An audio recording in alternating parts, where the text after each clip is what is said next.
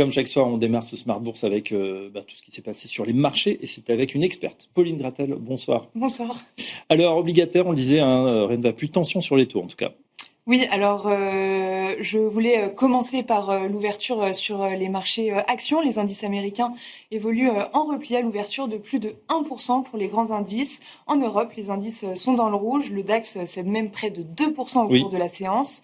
Le CAC 40 en France avait ouvert autour de l'équilibre avant de finalement céder du terrain autour de 7650 points. C'est vrai qu'hier, on était un petit peu sans tendance avec ce marché US fermé. Aujourd'hui, les investisseurs réagissent et plutôt vivement. Oui, à la décision de la Cour d'appel fédérale qui avait déclaré vendredi que la plupart des taxes imposées par Donald Trump étaient illégales. Le président américain compte faire appel devant la Cour suprême américaine. Mais en attendant, les taux longs se tendent. Le rendement américain à 30 ans est supérieur à 4,95% et le rendement à 10 ans était en hausse de plus de 5 points de base, autour de 4,30%, avant de se redétendre légèrement autour de 4,25%. Tension obligataire sur les marchés obligataires qui reprennent également en France avec le risque politique. Oui, alors que Emmanuel Macron a reçu François Bayrou et les autres chefs du socle commun à l'Élysée aujourd'hui, les tensions ont repris sur les taux français.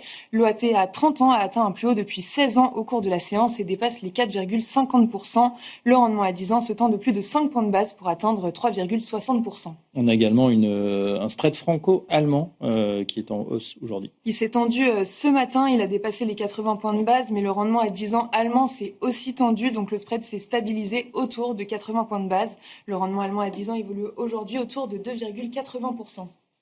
On regarde du côté de l'inflation en zone euro, elle est conforme aux attentes. Oui, pour le mois d'août, elle est conforme aux attentes, en hausse de 2,1% sur un an et de 0,2% sur un mois. Mais dans sa version cœur, hors alimentation et énergie, elle est légèrement supérieure aux attentes, en hausse de 2,3% sur un an, comme en juillet, alors que les analystes tablaient sur une hausse plus mesurée de 2,2%.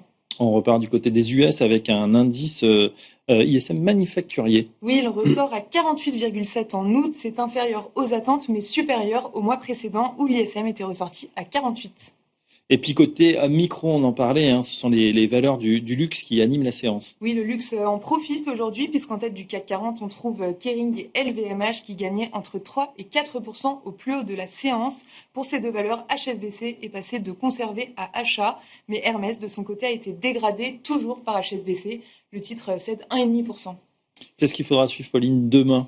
Demain, les investisseurs prendront connaissance de l'enquête Jolts pour le mois de juillet qui vient en préambule du rapport sur l'emploi du département du travail américain qui arrivera vendredi. On regardera aussi les PMI services de la zone euro pour le mois d'août et les prix à la production industrielle de juillet aussi pour la zone euro.